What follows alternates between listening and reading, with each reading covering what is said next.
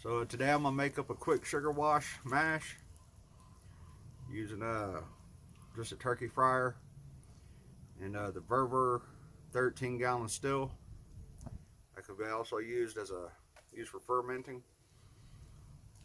So typically what you want to do is you want to use 2 pounds of sugar per gallon on however big a mash you're making. About every 1.5 gallon or so you want to use about a pound of corn. So for 10 gallons, I myself am going to be using 7 pounds of corn, and then some malt, which I'll be using 2 pounds of malted barley, and 10 gallons of water. I'm just going to, for heating, I'm just going to use an old turkey fryer that I got, and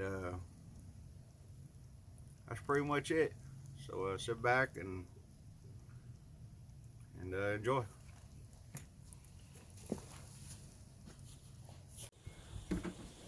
All right, so now we got the water up to temp to start adding in our sugar.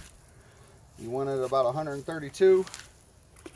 And I'm just going to add it in at about 5 pounds at a time. And we're going to get it good and dissolved up before we start adding in our corn and barley.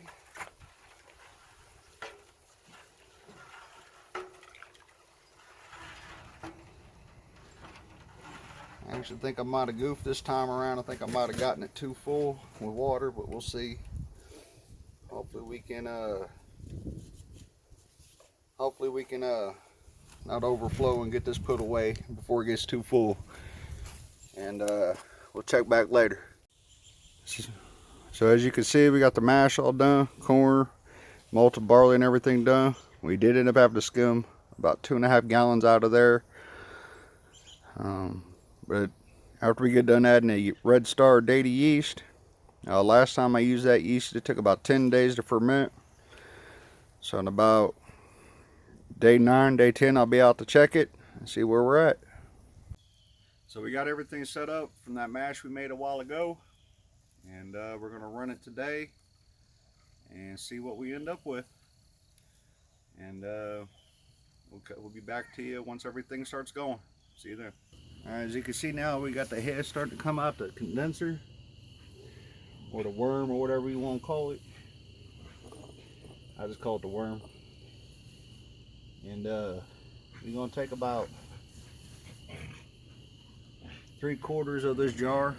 I mean, it's a little bit more than what we got because we only got about 6 gallons of liquid in here.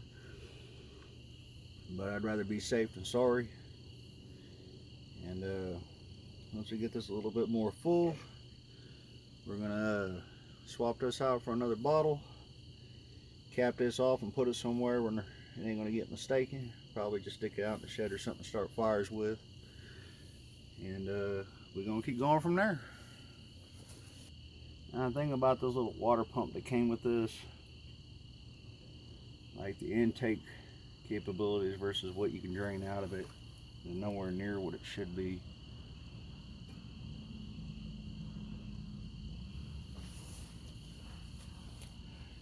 You kind of just have to keep playing with it till you get it just about right. Keep this cold. You don't want to end up burning it and have some stuff nobody wants to drink.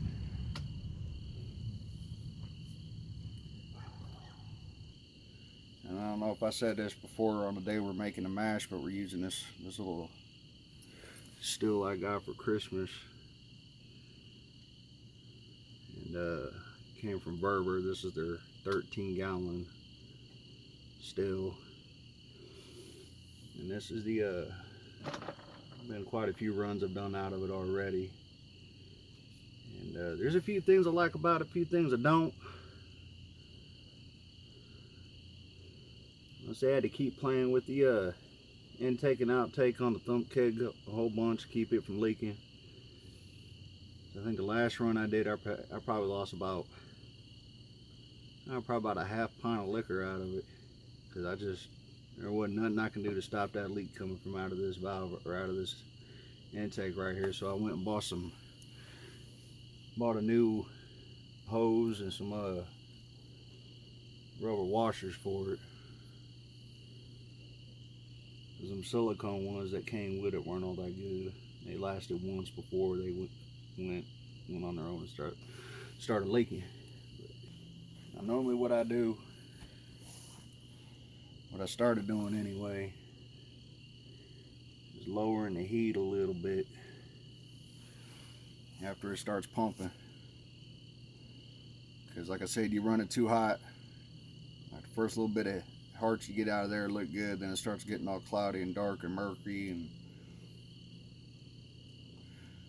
then you got to start messing with filtering it and everything else to make it look good again. I don't like doing that. It's just a waste of time.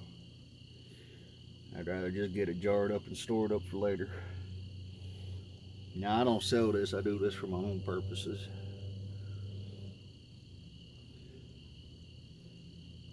In case any of you guys from one of the acronyms are watching. Now one of the guys I learned to do this from, as a kid, he always told me don't run it so hot that, you know, it just kind of gushes out like a sink faucet or something out the worm. He's like, 'cause that's how you get it burnt. And of course, I mean, there is a way to clear it up and make it taste a bit better, but like I said, I'd rather not waste the time with it. And we'll be back later, check on progression. Alright, so after last night, we got about a gallon out before we started running into some serious mechanical issues. The first half gallon we got is this right here, and it's tipping the scale at about 158 proof, thereabouts. I don't know how well it can be seen. It's 2 lines beneath 160. So I'll dump this back into this half gallon.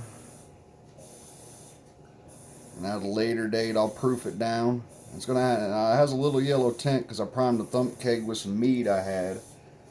So it's got like a nice little yellow tint to it, and it's got like a sweet smell. And it has like a, you can kind of taste the honey in it after you get past all the burning and your mouth being numb. Now with this one here, this one is barely full, but what's missing out of this is in a completely different bottle. We had some issues, and it got real cloudy and kind of nasty, so I think I had a bad hose, so I ran it through a filter, cleared it up so it doesn't have the same hue and it ain't gonna have the same taste. But after it gets proofed down into something, we can mix it with something. Be a nice little mixer. Alright. I don't expect this to be very high, but we'll see. I'm gonna guess at about 70 proof, somewhere in there, but we'll see. Actually, it's a lot better than I thought. It's doing about, yeah, about 118 proof. So it ended up doing way better than I thought it would. But like I said, we had to quit the run a little early. Had a few issues with that still. Still working the kinks out of it. Ended up having to replace the gaskets for the bolts underneath all the lids, and tried to replace one of the lines with something else, but it didn't work out. So we're gonna have to figure something out on the next run. Now what's missing out of this jar, tucked away in its own bottle. This little bottle here, you can still see, probably might be able to see the little golden hue to it. Now this stuff, I don't expect it to be less than 150, because this is right after we got done collecting the heads, so this is the absolute first little bit out of the batch, and I expect this to be up there. So, but we're going to see exactly what it's at.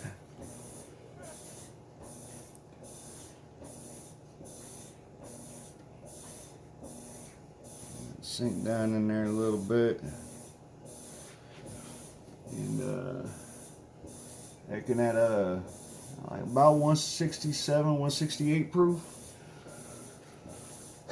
This is the reason why I separate this like that, is when I go to proof it down into something weaker. If I get it too weak, I've got something to kick it back up a little bit, or I just save it for somebody who thinks they're all Brody and could drink anything put in front of them. And then I give them a couple shots of this, and it usually shuts them up. So that's pretty much all there is to doing a run of liquor. Like I said though, I don't sell this, I don't trade it. This is all purely for my consumption. And thanks for watching.